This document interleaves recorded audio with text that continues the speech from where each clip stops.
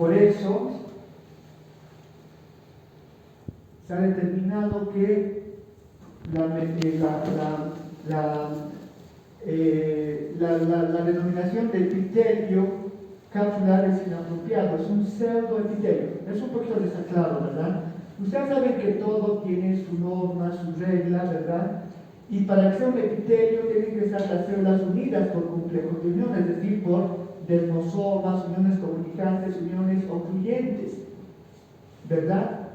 Así determina un epitelio. Pero en este caso, si bien las células parecería que están unidas por complejos de unión, no están unidas, no hay estos complejos de unión, solamente hay una lámina basal que tiene sustancias adhesivas que hacen que las células estén unidas firmemente unas con otras, pero no es un epitelio, es un pseudoepitelio. Es por eso que yo les decía, recuerdan en la clase anterior, que Okeson, por ejemplo, ha indicado que el ligamento capsular, ¿verdad?, es un ligamento, no es una cápsula. Recuerdan que les dije la otra vez, ¿verdad? ¿Cuál es la diferencia entre una cápsula articular y un ligamento capsular? Para que sea una cápsula, necesariamente tiene que estar revestida por un epitelio que tenga complejos de unión. Pero en este caso, no es cápsula porque no hay complejos de unión entre las células, solamente están como adheridas unas con otras, ¿verdad? Por lo tanto, no es un epitelio. Por eso el nombre más concreto de la cápsula articular se conoce como ligamento capsular. Antes se llamaba cápsula articular a lo que rodea, pues a la ATM, ¿verdad? Porque es la parte interna, sería que es la parte interna de toda su estructura. Y por eso se decía antes es una cápsula articular, pero como no hay complejos de unión, no puede ser cápsula, es un ligamento que tiene forma de cápsula, que se llama ligamento capsular, ¿verdad? Eso es bien importantísimo. ¿Entienden, verdad, esa parte? Bueno, bien, entonces ahora, esos sinodiocitos de tipo B también en estados patológicos van a ser receptores de los estrógenos. Por lo tanto, se ha determinado también que la disfunción de la articulación es más evidente en las mujeres. O sea, hay más mujeres que tienen problemas de la ATM justamente por la presencia de estrógenos. En la mujer hay estrógeno, en el hombre no hay estrógenos, ¿verdad? No hay. Por lo tanto, la disfunción de la articulación es más frecuente en las mujeres. Bueno. Entonces aquí estamos viendo una imagen de las células sinoviales tipo 1 y las de tipo 2 que parecerían que forman un epitelio, pero no es un epitelio, es un pseudoepitelio. Por dentro se encuentran otras células que se denominan células madre. Aquí está. Células madre articulares, células madre mesenquimales sinoviales también se llaman. Células madre mesenquimales sinoviales, que es el nombre completo. Estas células se encuentran en la parte profunda de la túnica íntima, casi en contacto con la túnica subíntima. Estas células madre son capaces de convertirse en fibroblastos ante estímulos traumáticos. Cuando hay un traumatismo en la ATM, estas células madres se activan y forman fibroblastos para que formen mayor cantidad de matriz extracelular. Bueno, ahora bien, la túnica subíntima, que se encuentra en la parte profunda en relación con el ligamento capsular, esta túnica subíntima está formada por tejido conectivo laxo, que tiene fibras colágenas de tipo 1 y fibroblastos fusiformes que sintetizan la matriz extracelular.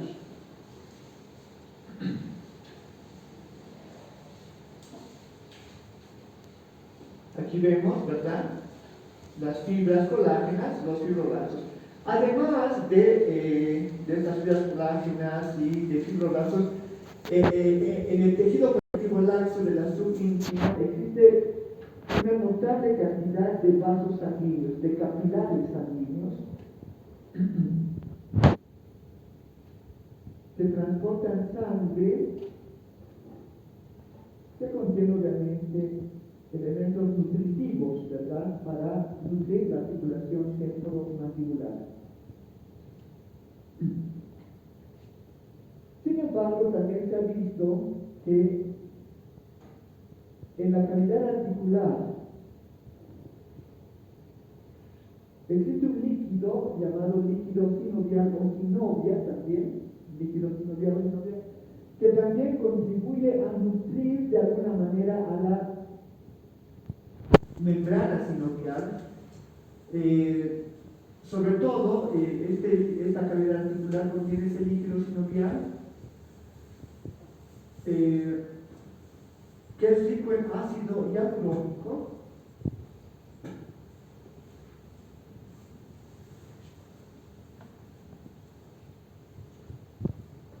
y este ácido hialurónico lubrica las cavidades articulares, pero en la membrana sinovial emite, o podríamos decir, va a permitir la captación de una pequeña porción de este líquido sinovial para contribuir a su lubricación y nutrición de manera indirecta. Entonces, la membrana sinovial tendría una doble nutrición: por un lado, los vasos sanguíneos de la túnica subíntima, y por otro, algunos elementos que, si bien no son nutritivos, pero contribuyen a mantener la integridad también de la ATM, de la membrana sinovial, ¿verdad? Es como un lubricante que también mantiene la integridad estructural de esta zona, ¿verdad?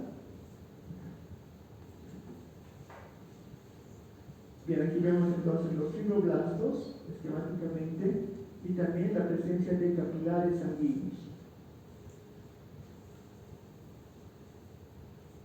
Las fibras colágenas de tipo 1. Bien, esta es una imagen al microscopio fotónico justamente de la membrana celular, de la membrana sinovial. Vemos aquí los pliegues que dijimos, que son las vellosidades sinoviales, y vemos la túnica íntima formada por las células sinoviales tipo 1 y 2, y por dentro la túnica subíntima, es una zona delgada, y por fuera ya se encuentra el tejido conectivo del ligamento capsular, que es más grueso, ¿verdad? La íntima llega, la membrana sinovial es toda esta parte, y lo que está por fuera es el ligamento capsular, que habíamos descrito la vez pasada. Bien, ahora el líquido sinovial. El líquido sinovial es un líquido bastante viscoso, que tiene la consistencia de la clara de huevo, más o menos, para compararlo. Este líquido sinovial en realidad es un ultrafiltrado de plasma sanguíneo, aunque en diferencia de otros lugares es pobre en proteínas y elementos inorgánicos.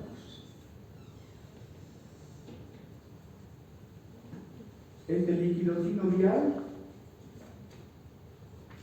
lubrica las superficies articulares y el menisco articular,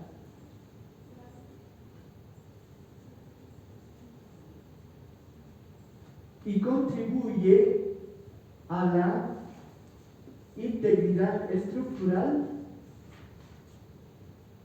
de la membrana sinovial.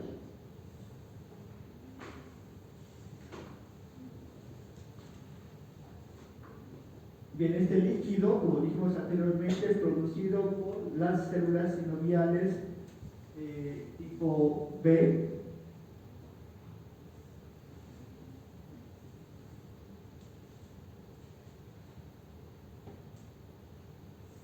y este líquido juega un papel importante en la ausencia de disfunción mandibular. ¿A qué me refiero eso? Ustedes saben que hay patología del ATM, ¿verdad? Por un traumatismo usar, pero este líquido a veces es escaso, y cuando este líquido es escaso aumenta la posibilidad de disfunción del ATM, ¿verdad? Es por eso que incluso los tratamientos preventivos y curativos de la patología inicial del ATM se puedan infiltrar inclusive este líquido sinovial en la articulación del ATM. Igual lo que ocurre con las rodillas, por ejemplo, ¿no? Ustedes saben cuando una persona ya está un poco más mayorcita, tiene inicios de artrosis, ¿verdad? Que es la degeneración de los cartílagos articulares, entonces se infiltra este líquido que tiene es ácido hialurónico para que de alguna manera lubrique mejor y evite sea menor el dolor, ¿verdad? De la fricción. Igual ocurre en la tele, se puede infiltrar también este líquido cuando a veces la causa del problema es falta de ese líquido y de alguna manera se limita el avance de la enfermedad o se minimiza el dolor articular. En algunos casos es necesario inyectar incluso ese líquido en la tele, en las cavidades articulares, ¿verdad? Por eso la importancia de ese líquido en la función de la articulación. Bueno. Inervación del ATM. Bien, la articulación temporomandibular está inervada por terminaciones libres relacionadas con la sensibilidad dolorosa. Pero además tiene inervación sensorial que transmite impulsos sensoriales a través de tres tipos de terminaciones corpusculares, que son las terminaciones de Ruffini, la de Pacini y la de Golgi-Mazzoni. Esa es una nueva que solo está presente en la tele. Ahora bien, estos tres tipos de terminaciones corpusculares coordinan entre sí para regular la fuerza de la presión masticatoria. Bueno, ¿a qué me refiero con eso? Que ustedes saben, a veces hay gente que muerde muy duro, otros que muerden más suave, ¿verdad? De acuerdo a la fuerza de los músculos masticadores.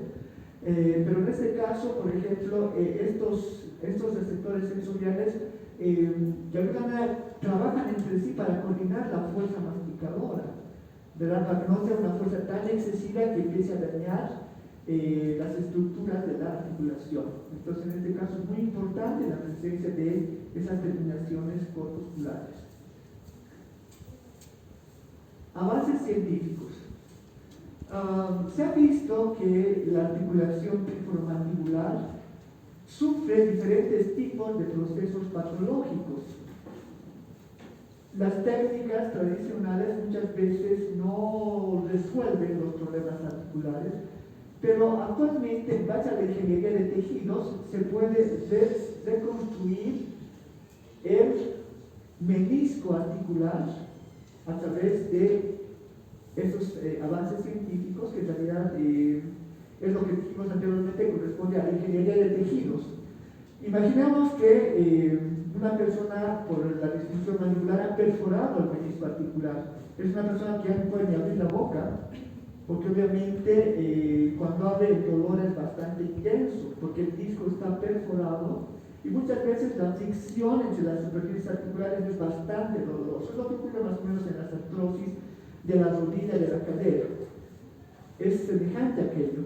Entonces la ingeniería de tejidos va a utilizar tres elementos, igual que en otras partes del organismo. Utilizamos células madre, utilizamos andamios y utilizamos factores de crecimiento. Las tres estructuras combinadas o los tres elementos combinados van a constituir lo que se llama la ingeniería de tejidos para restablecer la función del ATM. Se ha hecho pruebas en modelos de ratones, por ejemplo, de ratas de laboratorio, Imaginemos que una de las ratitas tenía perforado el disco articular, no podía ni comer. Entonces lo que se ha hecho es extraer las células madre mesenquimales sinoviales de la rata. Estas células obviamente son sanas, ¿verdad? De una rata sana, y se ha cultivado en un medio de cultivo rico en quitosano y fibrina. Ahí tenemos a las células madre. Fibrina y quitosano es el andamio, podríamos decir, la estructura de soporte. Y se han utilizado también, obviamente, factores de crecimiento y se han colocado en el disco articular perforado. Luego, ese disco articular perforado se ha implantado por vía subcutánea en otra rata y después de un tiempo estándar, más o menos, se ha observado que ha proliferado, a partir de esas células madre, han proliferado células condrogénicas y luego se han vuelto en condroblastos. ¿No es verdad? Esos condroblastos han sintetizado la matriz extracelular del cartílago y se ha formado cartílago. Entonces, yo recuerdo que en mis tiempos decían que el cartílago no se puede regenerar, ¿verdad? Pero actualmente, a partir de las células madres, sí se puede regenerar. Se puede hacerlo, incluso en las articulaciones de la rodilla, de la cadera, y también acá. En realidad, si ustedes recuerdan, habíamos dicho que el disco menisco articular no es cartílago, es tejido fibroso denso, ¿verdad? Eso ya lo vimos la vez pasada. Pero a partir de este trabajo, ese disco en realidad se va a convertir, ya no va a ser tejido fibroso, va a ser cartílago, pero igual va a servir, ¿se dan cuenta? Igual va a funcionar ya de una manera funcional, aunque no sea como el sano tejido fibroso denso, se va a convertir en cartílago, pero igual va a sanar el problema, ¿verdad? Eso es lo que ocurre. No se transforma en tejido fibroso, se transforma en cartílago. Pero también sirve, es útil, ¿verdad? Eso tiene, ¿verdad? Bueno, una vez que se ha desarrollado el menisco ya bien sano con cartílago, se ha producido una proliferación condrogénica, ya se ha regenerado el cartílago, se vuelve a implantar en la persona, o en este caso en la rata que tenía el disco perforado, y obviamente se soluciona el problema. Entonces, si se dan cuenta, la ciencia está avanzando con esta técnica de la ingeniería de tejidos. En muchas partes, por ejemplo, se puede regenerar la pulpa dental, la articulación, el disco articular de la rodilla, de la cadera y muchos otros tejidos, ¿no? Que incluso para hacer trasplantes de tejidos. Entonces está avanzando la ciencia y siempre nunca se olviden, muchachos, tres cosas son imprescindibles: células madre, andamios, que son estructuras de soporte, y factores de crecimiento. Son variables según el tipo de tejido que queremos regenerar. Bueno, seno maxilar. Bien, el seno maxilar es una cavidad neumática, es decir, que solo contiene aire. También se llama antro de Igmore, que está presente en el interior del hueso maxilar. Juntamente con otros senos, que son los senos frontales, los senos etmoidales y los senos esfenoidales, constituyen los senos paranasales. Estos senos paranasales comunican entre sí y finalizan en las fosas nasales. Bueno, es importante esa comunicación, ¿verdad? Ustedes saben que a veces cuando hay resfríos fracturados, cuando hay problemas infecciosos, se puede difundir una infección nasal hacia los senos maxilares, es lo que se conoce como sinusitis, ¿verdad? Y es bastante molestoso, dicen que es bastante incómodo tener esa sinusitis, ¿verdad? Entonces, eso es por el contacto que existe entre todos los senos paranasales. Ahora bien, anatómicamente, este seno el seno maxilar del cual estamos hablando, es una cavidad que tiene más o menos forma de pirámide truncada y que tiene diferentes paredes. La pared superior está en relación a la órbita, a la cavidad orbitaria. La pared anterior está en relación a la cara facial del hueso maxilar. Luego tenemos a la pared posterior, que corresponde a la pared anterior de la fosa infratemporal, lo que digo mandibular, ¿verdad? Por ahí. La cara medial está en relación pues con el tabique, con el hueso esmoides y el cornete inferior, o sea, son las relaciones topográficas del seno. Y lo importante, la base del seno está en relación con las piezas dentarias, eso es lo más importante para nuestro tema.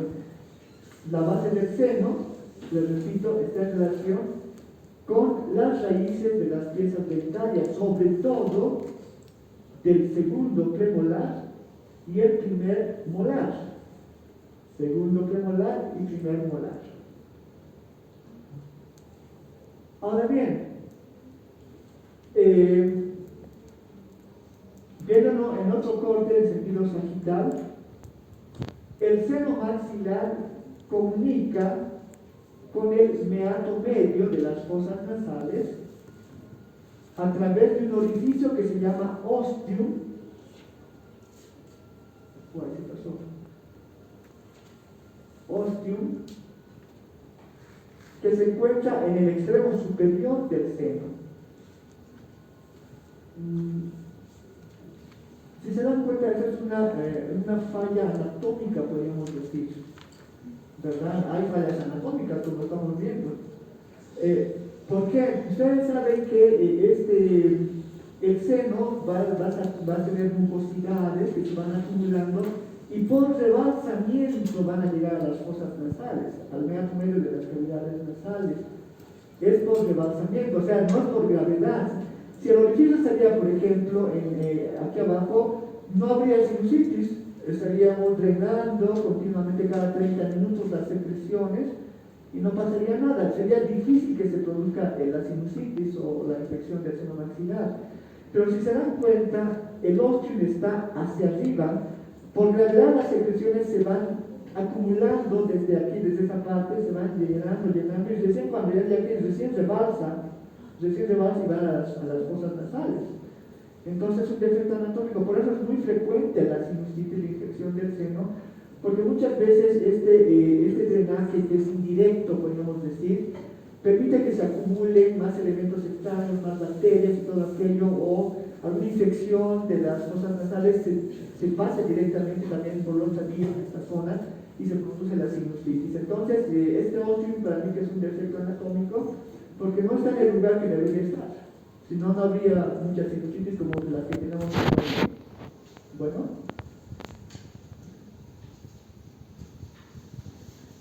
Bien, histológicamente el seno maxilar, aquí tenemos un corte histológico.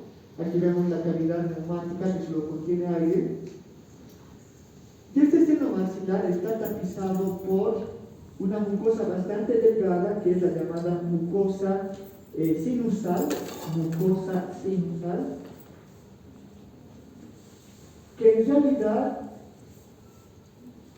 es una proyección de la mucosa nasal. O sea, la mucosa nasal, que vamos a verla en el cuarto módulo, en realidad tiene esa estructura del seno nasal, porque en realidad comunica con la cavidad nasal, ¿verdad? Entonces, este seno maxilar, histológicamente, presenta dos túnicas o dos capas, epitelio el epitelio que es de tipo cilíndrico, pseudoestratificado ciliado. Aquí vemos el epitelio. Tiene principalmente células cilíndricas ciliadas, y entre las células existe una pequeña cantidad de células caliciformes, que se conocen también como células de Goblet.